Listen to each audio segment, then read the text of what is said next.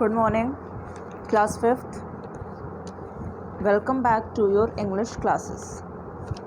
So class 5th, we are studying lesson number 5 in language.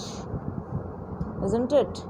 We are studying lesson number 5 in language, English language, and in lesson number 5 we are studying about adjectives. So बच्चों, previous class में हमने क्या क्या किया था? हम लोगों ने देखा था about definition of adjectives, then types of adjectives and then adjective of quality हमने देख लिया था. अब आज हम लोग पढ़ेंगे adjectives of quantity. So come to page number 20. तो 20 के पेज नंबर पे आप लोग जब आओगे तो देखोगे एडजेक्टिव ऑफ क्वांटिटी के बारे में लिखा है. तो बच्चों हम लोग जानेंगे कि एडजेक्टिव ऑफ क्वांटिटी होती क्या है. पहले तो एडजेक्टिव आपको पता है, रिवाइज कर लिए होगे सब बच्चे. क्या होता है adjective? It is the specific quality of a particular thing, person or any noun or pronoun, isn't it? तो किसी भी विशेषता को, किसी भी खूबी को हम लोग एडजेक्टिव के नाम से जानते हैं. वो वर्ड एडजेक्टिव होता है जो हमें विशेषता बताता है, खूबी बताता है, किसी भी स्पेसिफिक क्वालिटी को इंटरप्रेट करता है. चलो, एडजेक्टिव ऑफ क्वांटिटी में क्या हो जाएगा? अब क्वांटिटी क्या होता है बच्चों? मात्रा, है ना.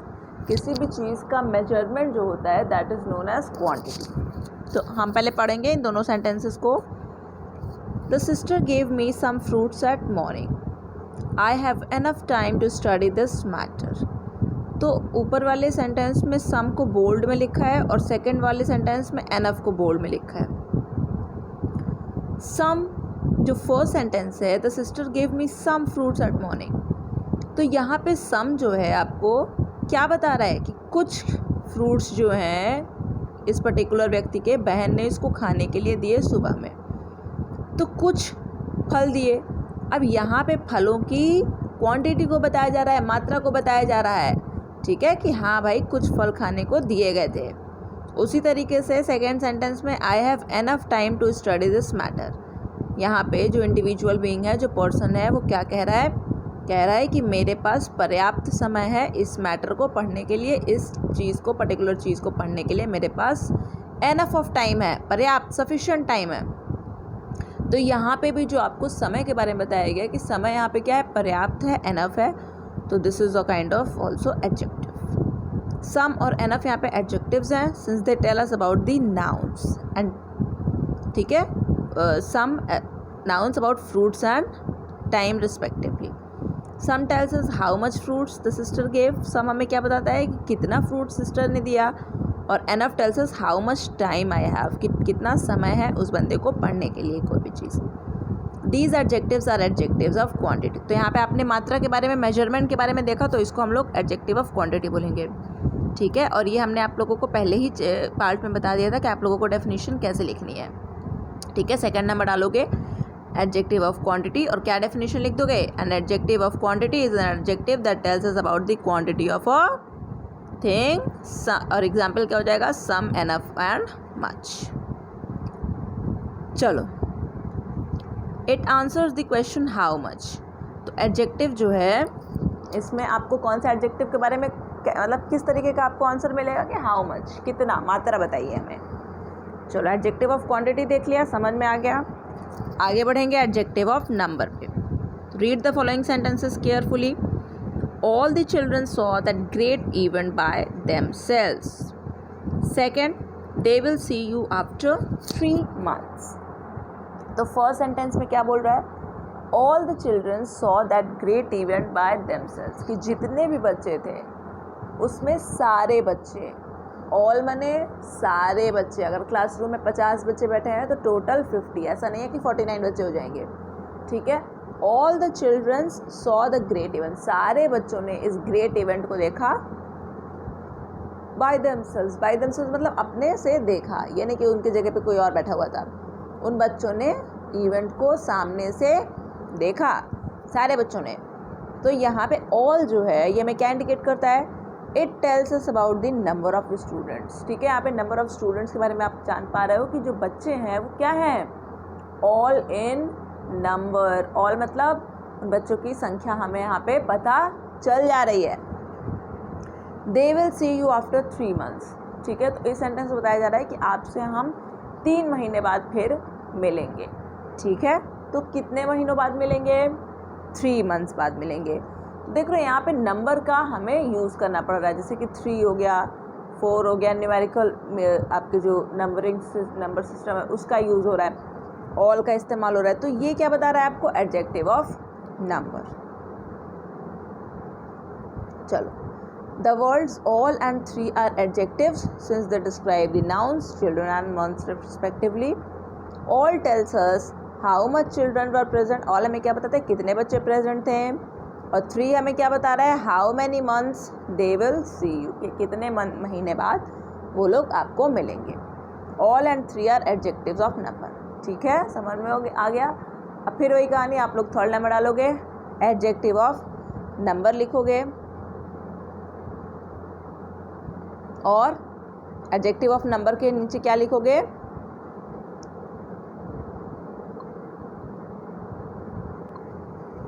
ओके, तो यहाँ पे आपके बुक में एडजेक्टिव ऑफ नंबर का डेफिनेशन नहीं दिया है, आप लोग लिख लीजिए, हम बोल रहे हैं। थर्ड नंबर पे लिखोगे एडजेक्टिव ऑफ नंबर और लिखोगे डेफिनेशन में, adjective of number tells us the number of noun. ठीक है, it tells us the amount of noun in number, full stop. ये आप लोगों की हो गई definition about of adjective of number. अब इसके बाद इसके एग्जाम्पल्स में क्या लिख दोगे? यही दोनों एग्जाम्पल्स लिख देना, ऑल और 3। चलो आगे बढ़ते हैं। Let us learn about some adjectives of quantity and number which convey the same idea. अब कुछ ऐसे एडजेक्टिव्स है बच्चों, जैसे कि जो वर्ड, कुछ ऐसे वर्ड्स हैं जो एडजेक्टिव्स हैं जो कि एडजेक्टिव ऑफ क्वांटिटी भी हम बताते हैं और नंबर भी बताते हैं, जैसे कि लिटिल और फ्यू। अब यहाँ पे लिटिल और फ्यू 2 एग्जाम्पल आपको दिया जा रहा है। इसमें क्या है? Both little and few convey the same idea. देखो, जब हम लोग कहते हैं कि little milk is left in the pot, कि बहुत थोड़ा सा मिल्क जो है बचा है पॉट में। और अगर फ्यू मतलब भी क्या होता है? Few sweets are left in the basket, की कुछ जो टॉफ़ियाँ हैं वो बास्केट में बची हैं। तो दोनों ही का मतलब क्या हो रहा है? आपस हिंदी में क्या निकल के आ रहा है? कुछ। कन्वे द सेम आइडिया, ये सेम चीज़ें बता रही हैं, लेकिन इनमें क्या फ़र्क है? Little is an adjective of quantity. Little क्या है? Adjective of quantity. ये हमें क्या बताएगा? मात्रा। Whereas few is an adjective of number. Few हमें क्या बताएगा? नंबर बताएगा। अब जैसे मैंने आपको 2 एग्जाम्पल दिया। पहला एग्जाम्पल मैंने दिया, little milk is left in the pot. तो क्या तुम मिल्क को गिन पाओगे? नहीं गिन पाओगे ना, तो इसलिए तुमने क्या बोल दिया? Adjective of quantity. उसमें आपको मात्रा बताया गया कि हाँ भाई पॉट में थोड़ी सी दूध है। लेकिन जब हमने बोला few toffees are left in the basket, तो उसमें क्या करोगे? तुम जाकर टॉफ़ी को गिन सकते हो कि इसमें कितनी टॉफ़ीज़ बची हुई हैं। तो जब गिन लोगे तो तुम उसको नंबर में बता दोगे कि हाँ भाई 10 है कि 12 है कि 20 है कि 25 है। तो आप बताओगे कि 25 ट्रॉफियाँ बची हुई हैं, बाकी सब तो बच्चे पार्टी बना के चले गए। ठीक है, तो आप क्या करोगे? इस तरीके से आप लिटिल और फ्यू के बीच में आपने डिफरेंस को समझ लिया।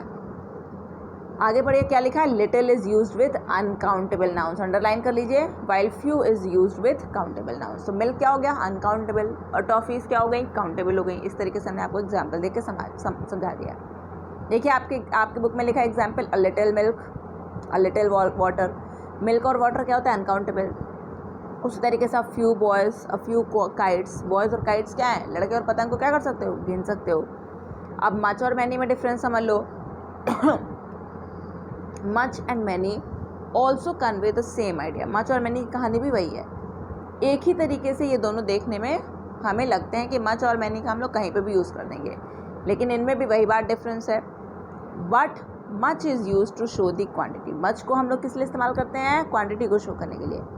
और मैनी का इस्तेमाल हम लोग करते हैं नंबर को शो करने के लिए। जैसे मच सपोर्ट, मच वर्क, ठीक है ना, बहुत सहायता, बहुत कड़ी मेहनत। यहाँ पे ये क्या हो गया? अनकाउंटेबल नाउन्स के लिए इस्तेमाल हो गया। वहीं पे अगर हम लोग मैनी बुक्स, मैनी वायर्स बोले तो बुक्स और वायर्स को हम लोग गिन सकते हैं, तो काउंटेबल के लिए इस्तेमाल हो गया। जबकि मच सपोर्ट को क्या कोई गिन सकता है? ये तो एब्स्ट्रैक्ट हो गया ना, वर्क को कोई गिन नहीं सकता।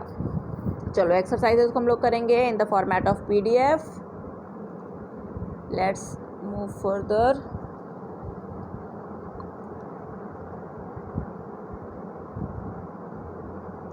ओके, आगे बढ़ेंगे तो आपको क्या मिल जाएगा, डेमॉन्स्ट्रेटिव एडजेक्टिव। ठीक है, तो आप क्या लिखोगे, ये 4th नंबर का है ना आपके, हाँ 4th नंबर, डेमॉन्स्ट्रेटिव एडजेक्टिव लिखोगे। डेमॉन्स्ट्रेटिव एडजेक्टिव का देखो डेफिनेशन नीचे लिखा हुआ है, a demonstrative adjective is an adjective which is used to point out naming words, example this, that, these, those and such are demonstrative adjectives. तो ये आपने 4th नंबर टॉपिक में लिखोगे। चलो सेंटेंसेस को रीड करो। This bike gives good mileage.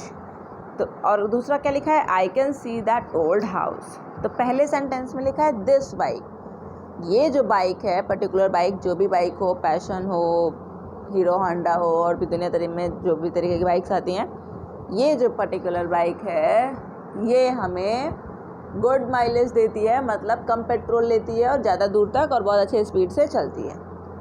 तो इसके बारे में हम लोग जब किस बाइक के बारे में बात कर रहे हैं ये हमें पता चल जाता है। तो it tells us which bike, कि किस बाइक के बारे में हमें बात हो रही है। सेकेंड में क्या लिखा है, I can see that old house, कि मैं उस पुराने घर को देख सकता हूँ या सकती हूँ। तो यहाँ पे भी उस पुराने घर की बात हो रही है। अब कौन सा भूतिया बंगले की बात हो रही है, इसमें आप समझ सकते हो कि किस पुराने घर की बात की जा रही है।